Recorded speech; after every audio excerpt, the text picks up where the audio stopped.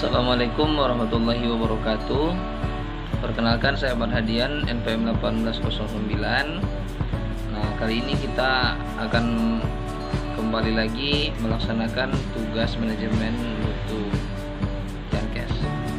Nah, mungkin untuk pembahasan kali ini itu tentang langkah-langkah pengelolaan data dalam penjaminan mutu Yankes.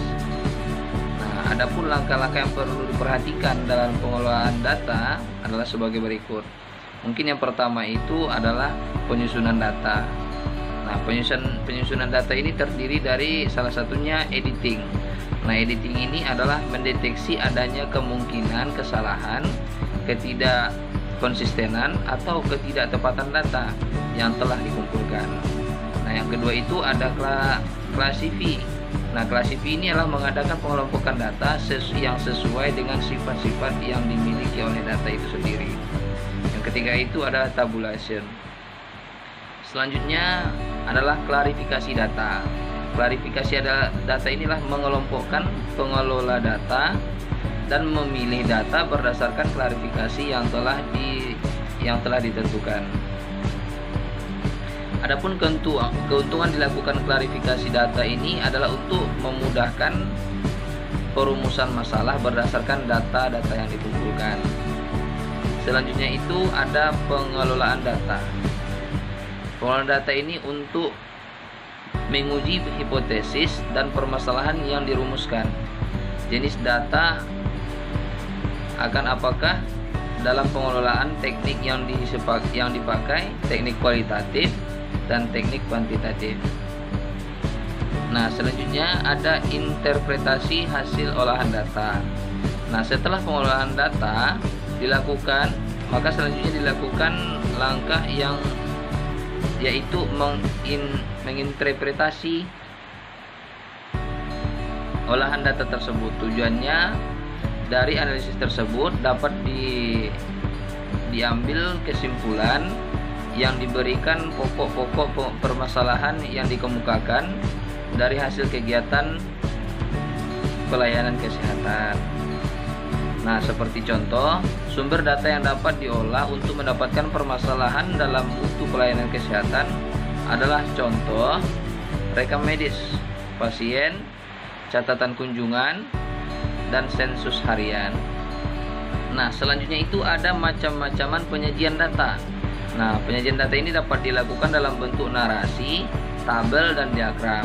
Nah, adapun narasi itu adalah gambaran umum dan kesimpulan yang diperoleh dari hasil pengalaman di bidang kesehatan. Penyajian dalam bentuk teks biasanya digunakan untuk memberikan informasi kepada publik yang berperan sebagai laporan hasil penelitian kualitatif. Nah, selanjutnya itu ada tabel. Nah, tabel ini adalah kumpulan angka-angka yang disusun menurut teori. Yang selanjutnya itu ada diagram. Nah, diagram ini adalah gambar-gambar yang menunjukkan secara visual data yang biasanya terdiri dari angka atau simbol yang dibuat berdasarkan data dan tabel yang sudah dibuat. Nah, di sini contohnya itu seperti laporan data pasien, laporan data pelayanan kesehatan, yaitu rekam medis dan lain-lain, ataupun data kunjungan dan populasi dan indikator rawat inap. Nah, laporan manajemen yaitu data kunjungan, data capaian indikator mutu dan kinerjanya. Nah, selanjutnya itu ada macam-macam analisis data. Yang pertama itu analisis deskriptif. Analisis ini dilakukan untuk melihat performa data di masa lalu agar dapat mengambil kesimpulan dari hal tersebut. Contohnya data sensus. Nah, selanjutnya itu ada data regresi. Nah, regresi ini adalah analisis yang dilakukan untuk membuat data prediksi dari tren di masa lalu di masa depan. Metode ini untuk mengukur variabel dependen dengan variabel independen. Contohnya melihat tren antar data.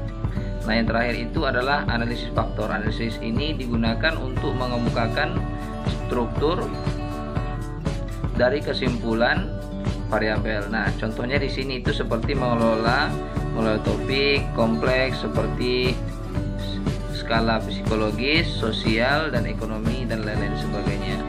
Sekian yang dapat saya sampaikan, semoga bermanfaat. Assalamualaikum warahmatullahi wabarakatuh.